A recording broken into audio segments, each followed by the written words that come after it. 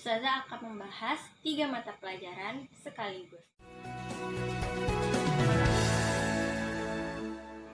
Assalamualaikum warahmatullahi wabarakatuh.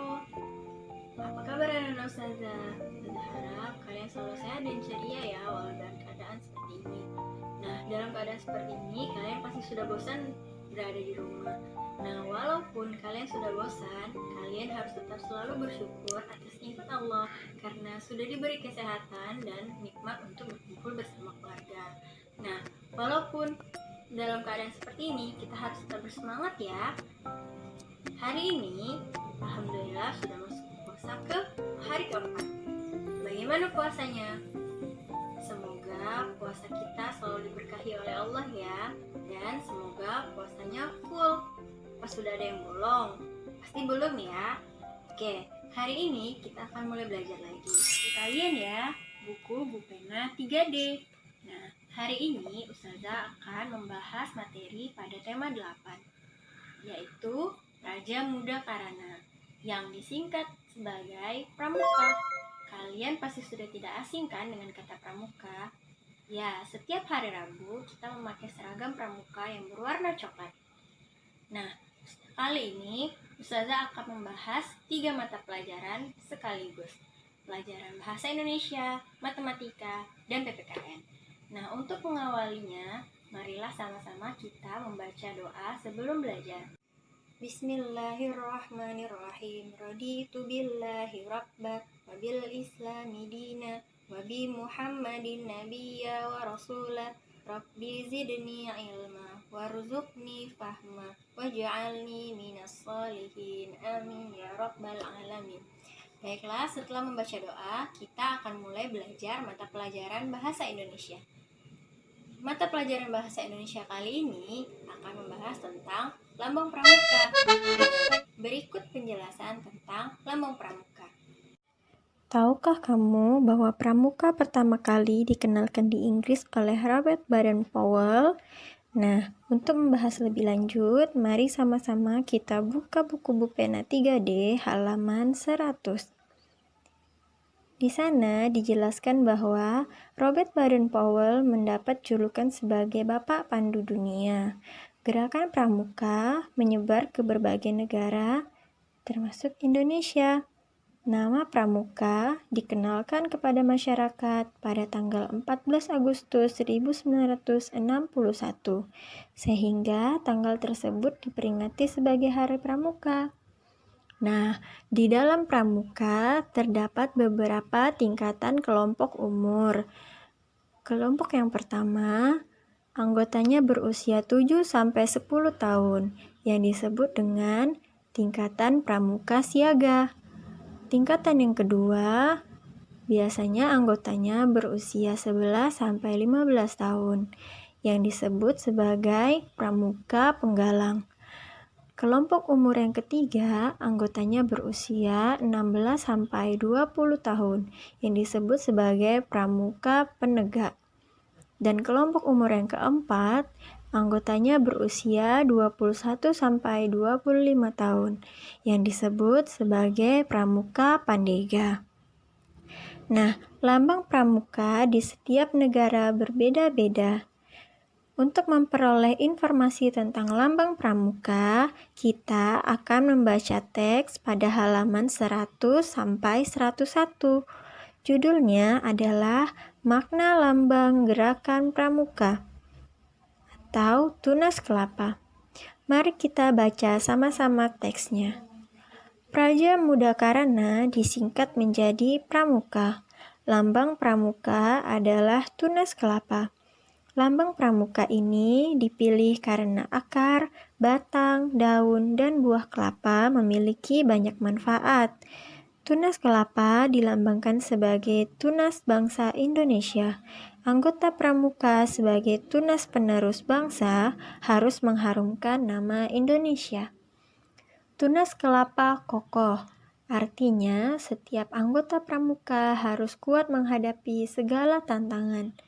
Tunas kelapa bisa tumbuh di mana saja, artinya anggota pramuka dapat menyesuaikan diri dengan keadaan sekitar. Pohon kelapa tumbuh menjulang tinggi, Artinya, setiap anggota pramuka memiliki cita-cita yang tinggi.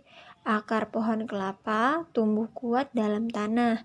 Artinya, setiap anggota pramuka memiliki keyakinan dan tekad yang kuat untuk menggapai cita-cita. Nah, dari teks yang sudah kita baca, kita dapat menemukan informasi-informasi mengenai makna dari bagian-bagian pada lambang pramuka yang berupa tunas kelapa. Kalian bisa membaca ulang kembali teksnya untuk menemukan informasi apa saja yang ada tentang lambang pramuka. Nah, itu tadi penjelasan singkat tentang lambang pramuka dan maknanya. Ustazah harap kalian bisa memahami penjelasan tadi ya. Baiklah, setelah pelajaran bahasa Indonesia, kita akan beralih ke pelajaran matematika. Nah, matematika kali ini akan membahas tentang sudut. Kembali buku kalian dan simak penjelasan berikut ini. Sebelum kita membahas tentang sudut, marilah kita buka buku Bu Pena 3D di halaman 101. Salah satu kegiatan pramuka adalah berkemah. Saat berkemah, anggota pramuka menggunakan tenda. Perhatikan gambar tenda pada buku kalian.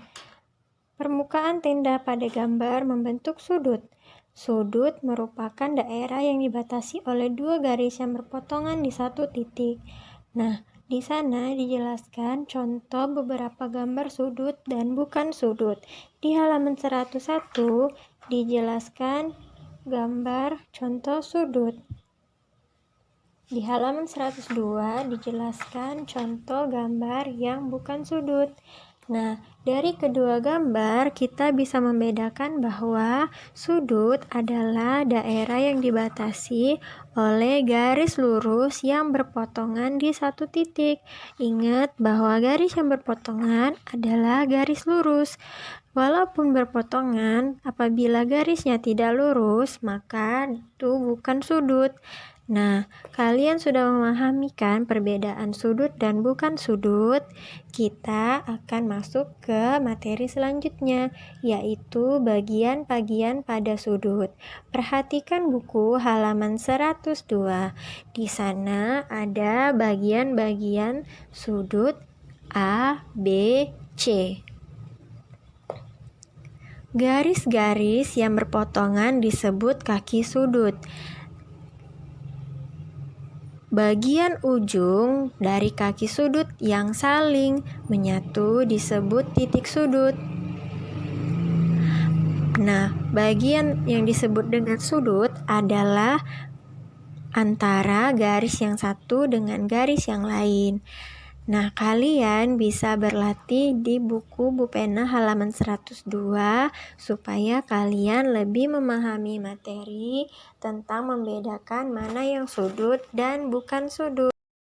Mari kita lanjutkan pelajaran matematika kita.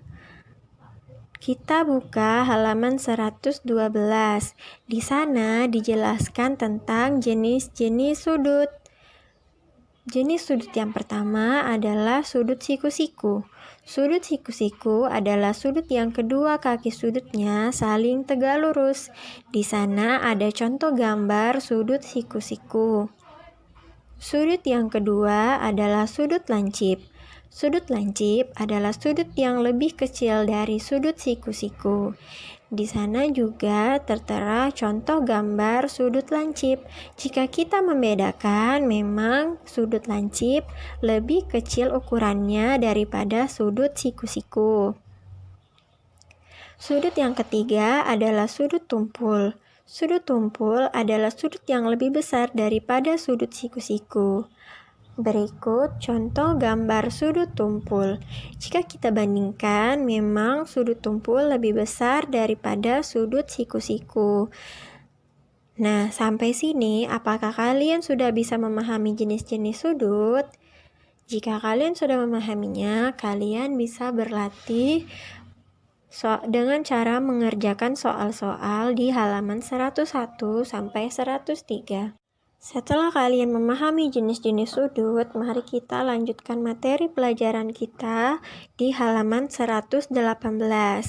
Di sana terdapat penjelasan tentang jenis-jenis sudut pada bangun datar. Perhatikan bentuk gambar pada dasi pramuka. Dasi pramuka berbentuk segitiga. Nah, pada dasi pramuka, jenis sudut yang ada adalah sudut lancip. Jika kita bandingkan dengan sudut siku-siku, maka sudut lancip lebih kecil daripada sudut siku-siku. Penjelasan selanjutnya adalah jenis sudut pada bangun datar. Setiap bangun datar memiliki jenis sudut yang berbeda.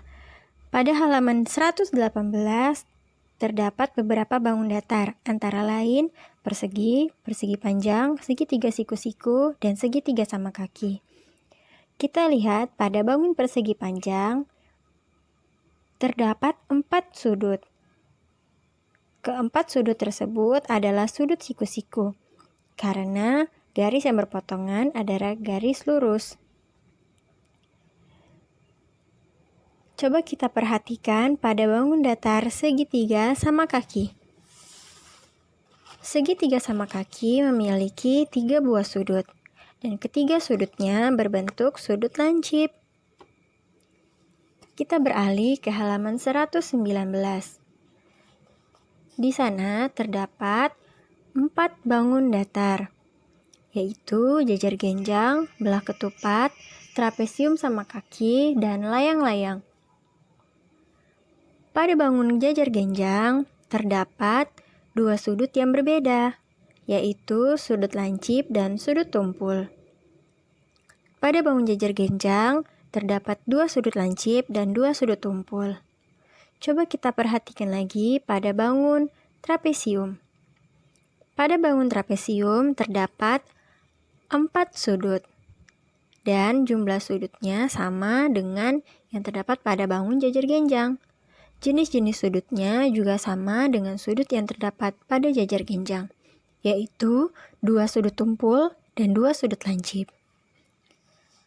Nah, untuk penjelasan selanjutnya, kalian bisa membaca buku halaman 119 dan melengkapi tabel yang ada dengan berlatih bersama orang tua kalian. Jadi penjelasan dari pelajaran matematika kita hari ini. Apakah kalian sudah bisa membedakan mana yang sudut dan mana yang bukan sudut? Bagus, kalau sudah bisa, berarti kalian juga bisa membedakan macam-macam sudut yang terdapat pada bangun datar. Nah, untuk penjelasan selanjutnya, kalian bisa membaca buku Bu Pena di halaman yang tadi sudah kita pelajari dan mengerjakan soal-soal agar kalian lebih memahami tentang materi sudut. Nah, baiklah, dari matematika kita akan beralih ke pelajaran PPKN. Pelajaran PPKN kali ini kita akan membahas tentang lambang negara Indonesia. Kalian pasti sudah tahu kan lambang negara Indonesia? Benar sekali, burung Garuda Pancasila. Nah, kembali lagi, lihat bukunya ya, dan simak penjelasan berikut ini. Seperti yang sudah kita ketahui, lambang negara Kesatuan Republik Indonesia adalah burung Garuda Pancasila. Burung Garuda Pancasila berwarna kuning keemasan. Kali ini kita akan mempelajari makna bagian-bagian tubuh pada burung Garuda Pancasila. Seperti yang terlihat pada gambar, burung Garuda Pancasila terdiri atas banyak bulu yang berada pada bagian leher, sayap, ekor, dan pangkal paha pada kaki. Kaki burung Garuda Pancasila mencengkeram pita yang bertuliskan Bhinneka Tunggal Ika yang merupakan semboyan bangsa Indonesia. Mari kita bahas makna dari bagian-bagian tubuh burung Garuda Pancasila, mulai dari bagian kepala. Bagian kepala burung Garuda Pancasila selalu menghadap ke kanan, yang memiliki arti bahwa bangsa Indonesia selalu berpegang teguh kepada kebenaran. Mari kita perhatikan pada bagian leher burung Garuda Pancasila. Bagian leher burung Garuda Pancasila terdiri atas 45 helai bulu. 45 ini melambangkan 2 angka terakhir tahun kemerdekaan Indonesia. Selanjutnya, pada bagian sayap burung Garuda Pancasila. Pada bagian sayap terdiri atas 17 helai bulu yang menggambarkan tanggal kemerdekaan Indonesia. Selanjutnya, kita beralih pada bagian ekor. Bagian ekor burung Garuda terdiri atas 2 bagian, ekor bawah dan pada pangkal ekor. Pada bagian pangkal ekor terdiri atas 19 helai bulu yang menggambarkan 2 tahun pertama kemerdekaan Indonesia. Pada bagian ekor terdiri atas 8 helai bulu yang menggambarkan bulan kemerdekaan negara Indonesia. Dengan demikian, jumlah helai bulu pada sayap, ujung ekor, pangkal ekor, dan leher burung Garuda Pancasila melambangkan Hari Proklamasi Kemerdekaan Indonesia, yaitu tanggal 17 Agustus 1945. Adapun makna dari perisai yang tergantung pada bagian leher burung Garuda merupakan simbol-simbol yang terdapat pada sila-sila dalam Pancasila. Sedangkan pita yang tercengkram pada kaki burung Garuda Pancasila melambangkan semboyan bangsa Indonesia, yaitu Bhinneka Tunggal Ika. Makna dari Bhinneka Tunggal Ika adalah walaupun berbeda-beda tetapi tetap satu. Tadi penjelasan singkat tentang makna dari lambang negara Indonesia, yaitu burung Garuda Pancasila. Nah, dari penjelasan-penjelasan tadi, Ustazah harap kalian sudah mengerti ya. Walaupun pelajaran kita singkat, Ustazah harap kalian tetap semangat untuk belajar dan semangat untuk berlatih di rumah bersama orang tua. Nah, sekian dulu pelajaran kita pada hari ini. Semoga kalian sudah memahaminya. Baiklah kalau begitu, Ustazah pamit. Salam sehat dan selalu semangat untuk kita semua. Assalamualaikum warahmatullahi wabarakatuh.